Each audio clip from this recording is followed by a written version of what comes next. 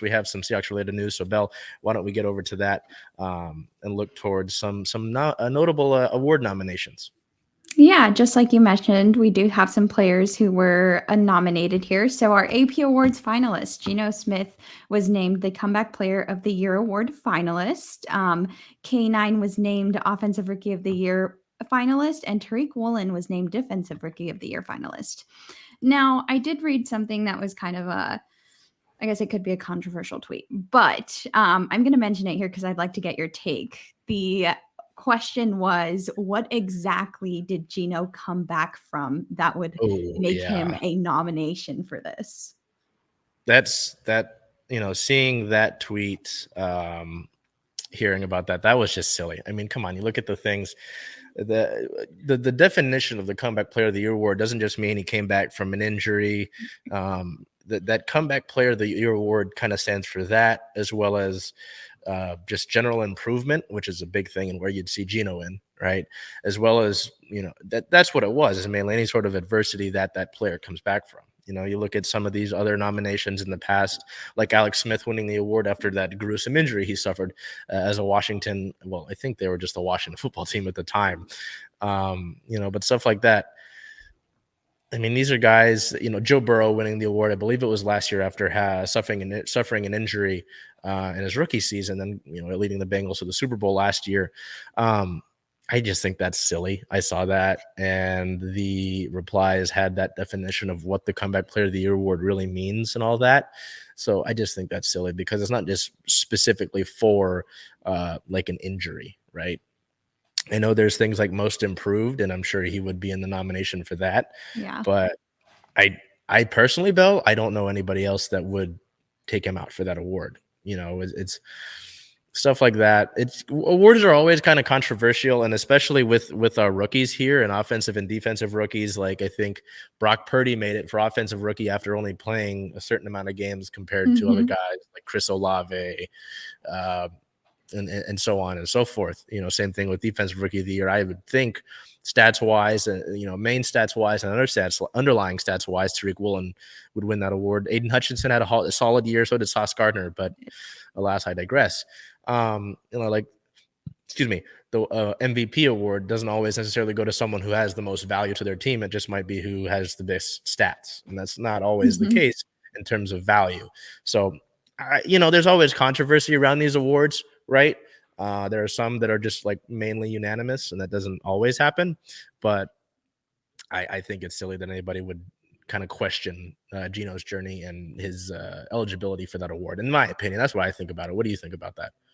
No, I thought it was silly as well. I mean, if you look at just his resume, you could pretty much derive that he was counted out as starting QB and was given the position and did a very good job in it. So just like you said, it's silly. And there's always going to be those people that have those like controversial comments. So not reading into it too much. Very deserving for all three of our Seahawks to be finalists in those awards. We'll move on to some league news here, as that wraps up our Seahawks news for the week. Very short week. The stage is officially set for the Super Bowl in Arizona. People are calling it the Kelsey Bowl, as the Eagles and the Chiefs will both be playing in Arizona.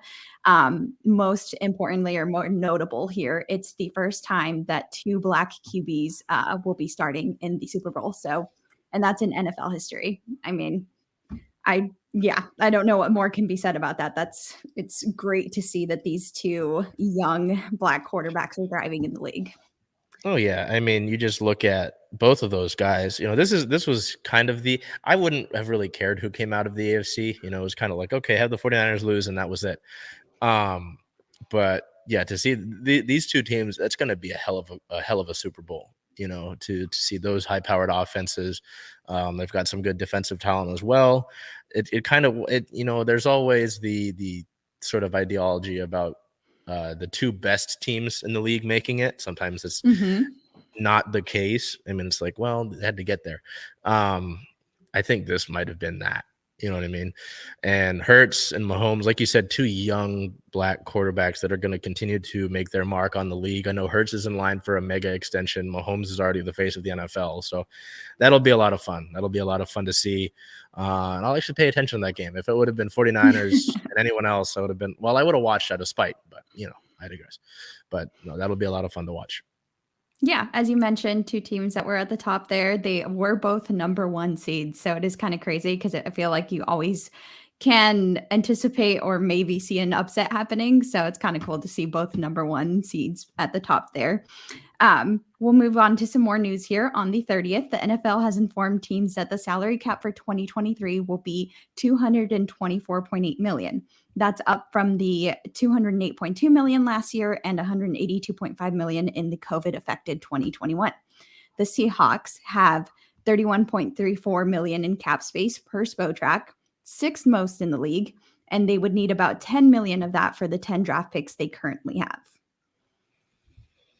I'm interested to hear your thoughts on it, Bel. But you subtract that $10 million, leaves you with about 21 in the current spot. I mean, you've got the 10 draft picks, which is already a big deal, and I would doubt that Seattle uses them all in their original form. I wouldn't be surprised to see some trading, just because it's Sean Schneider.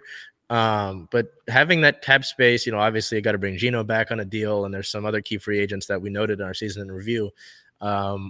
I wonder how much of that will be swallowed up by that, but it's cool to see that, because for a while it was the Seahawks were strapped for cash, and even then we might see some restructurings, cuts, and all that. And maybe, again, trades could happen. So always interesting to see where the salary cap goes year to year. But it's nice to see in like the top 10 for something like that, as opposed to like rush defense in the negative top 10. You know what I mean? So good to see that. Do you think some of that goes to a replacement for Cody Barton? Oh, that'll. I'd like that to be a draft pick, but I don't get what I want all the time. So I don't know, man. There's something we might have to go in deeper scale for. But yeah, we went over that in the season review. I'm just not a fan. Yeah, like you said, it's nice to see that they do have some money to play around with here, and they're not looking too bad with the way that they ended the season. So we'll see what they do with their off-season moves here. And that about wraps us up for our short NFL segment here.